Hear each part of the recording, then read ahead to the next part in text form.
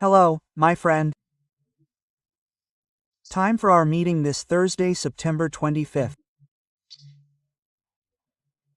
Today is Radio Day because it's Edgar Roquette Pinto's birthday.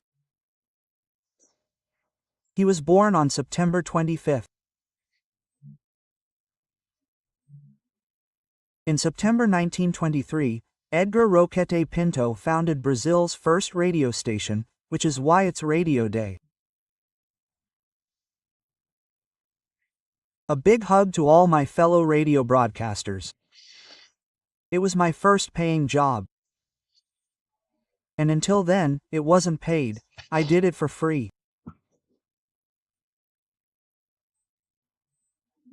My father would take me to play child roles in soap operas, not recorded live. Yeah, I participated in the radio stations where my father worked.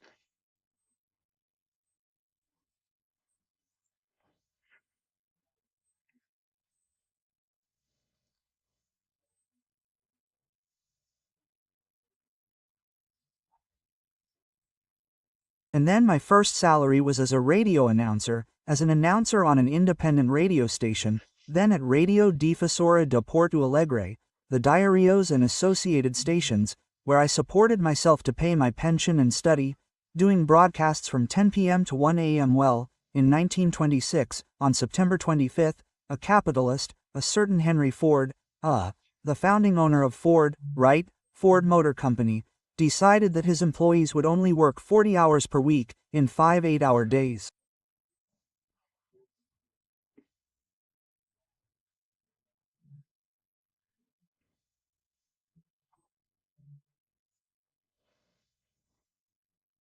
In the rest of the United States at that time, it was 50 hours. In Brazil, it's still 44 hours, right? A capitalist. And Marx said that the capitalist appropriates the labor of others. No, that would be slavery, right? The capitalist buys the labor of others, the worker sells his labor to the capitalist. Ironically, Marx himself never worked, right? He lived off inheritance, didn't take proper care of his children, right? These fallacies that this system is very much part of the nature of this system, because Marxism places the state above the individual. In other words, on the contrary, it devalues the individual, whereas democracy says that the individual is the source of all power.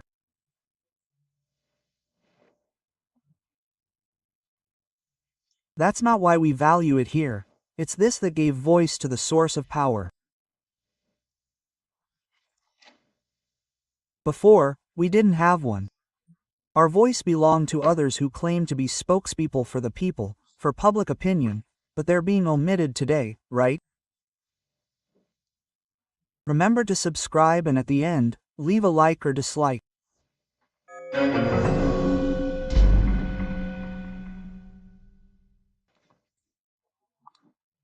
Because I'm wondering, is Lula planning to take jabuticaba to the White House, offer it to Trump?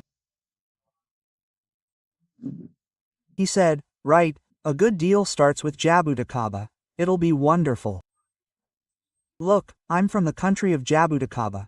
There are things that only happen there, including jabuticaba. It'll be great. Oh, I saw a statement by Ambassador Rubens Recupero, who is one of the great voices of Brazilian diplomacy. I met him when he was head of the Americas Department. I covered the silver area and received a lot of advice from him. And he rediscovered a statement in Correio Brasiliense, where he said, look, we shouldn't celebrate Trump's words too much, because one day he says one thing, the next day he says something completely different. I disagree with you, and as a diplomat, he shouldn't speak ill of another country's president, but he perhaps avoided saying those same words when referring to our country's president, which is exactly what it is. One day he says one thing, the next day he says another, right? Trump is, he didn't ask, but he liked that Antonio Guterres, the Portuguese UN Secretary General, that is, the UN's top executive, is going to order an investigation because it's clearly sabotaging Trump. Imagine the accident that could happen to him and Melania going up the escalator and the escalator stops. Imagine, he falls, hits his forehead on one of those metal steps, right? It wasn't just on the escalator, he went to the teleprompter to read the speech. In the UN, they give read speeches. He had to improvise for 15 minutes because the screen was there. That glass was opaque, it was empty, right? I don't use a teleprompt, otherwise, if I were to write what I'm talking to you, it wouldn't be this language, it wouldn't be colloquial, it would be a kind of boring, written language. Well, I've never done that. The other thing, well, then he asked his wife who was in the audience, "Did you like my speech?" She said, "I didn't hear anything." The sound wasn't working either, the translation wasn't working. I think it worked when everyone was alerting President Lula about what he was saying about the meeting they had. This meeting where he said he liked Lula, Lula liked him, there was a chemistry, Lula said he came very friendly, approached, they hugged, and arranged this meeting. I think Lula has to take the jabuticaba to fulfill his promise. After all, he recorded it for the entire Brazilian people to hear, right? After the UN meeting, he had a meeting with the title, Defense of Democracy. I find that so ironic. The president goes there to defend democracy, but here in Brazil, he solemnly swore before the National Congress to defend the Constitution, and he didn't.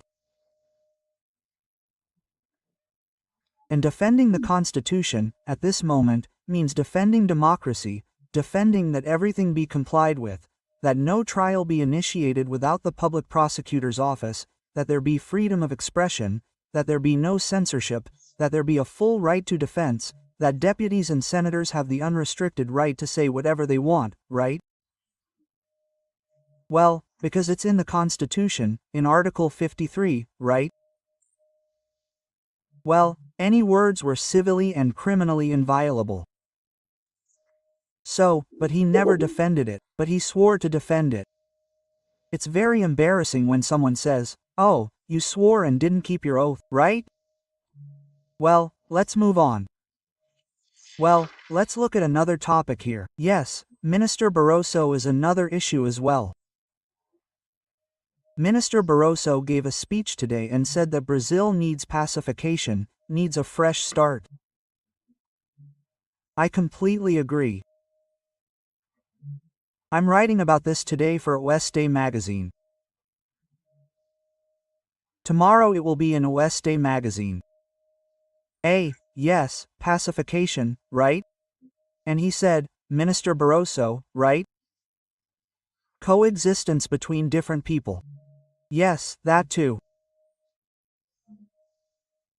But there's a hatred that makes it impossible, right?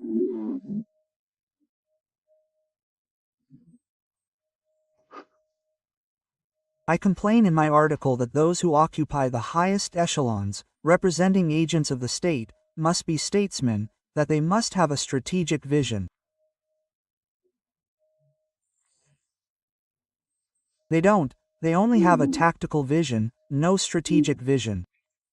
They don't realize that in the future I'm talking about, is right there, where things are heating up, increasing the pressure because of hatred. Then he says we need to act with civility. People, this country lacks civility in general. Just today I passed a sign this big here on the road, right? Littering prohibited in this area. It's full of garbage bags, right? I was at the mall today. The guy gets on the escalator, stays on the left side, there's no civility, he doesn't know we walk on the right, right? These basic things. Oh, They didn't teach this at home, or at school. What are they going to teach at school? If I look at the statistics, it shows that only 48% of Brazilian public schools have sewage systems. 20%, I'm talking about garbage, 20% of Brazilian public schools don't have garbage collection, right? What's the future? Now, going back to Minister Barroso, imagine if the Supreme Court set an example of this new beginning, returning to the current constitutional framework, like in 1955. The minister hadn't been born yet, I was already 15 years old and was following these things. You can't deviate from the Constitution under any pretext. You can't say, oh, we're going to leave the field to prevent so-and-so from doing this. We think so-and-so wants to leave the field, but so-and-so didn't leave the field and we left the field, right? It's terrible. And the worst part is that history, even if it wants to rewrite itself and all, but what settles afterwards is the truth, right? It's only the truth that liberates, right? We are freed from submission, freed from the shackles of ignorance. The truth. Oh, but anyway, and just to conclude, news, Moraes unblocked Carla Zambelli's social media accounts. He justified it by saying that now it's no longer necessary because she's already been convicted. He didn't say that, he said the case ended, it ended with her conviction. She was convicted of, she was held responsible for invading, the digital system of the National Council of Justice, right?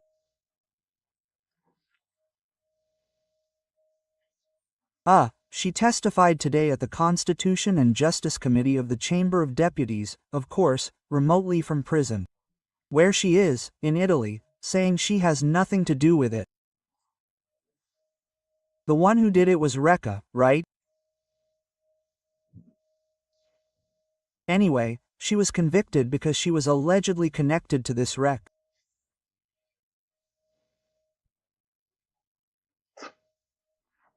And she'll have a hearing on the 8th, which will decide whether she'll await the decision on Brazil's extradition request in prison or in the apartment her husband rented there in Rome.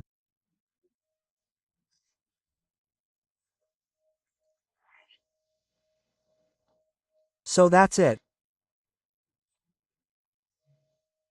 And oh, just a reminder, Moraes had also blocked the social networks of Carla Zambelli's son and Carla Zambelli's mother. I assume he unblocked them too. From Brasilia, Alexandre Garcia.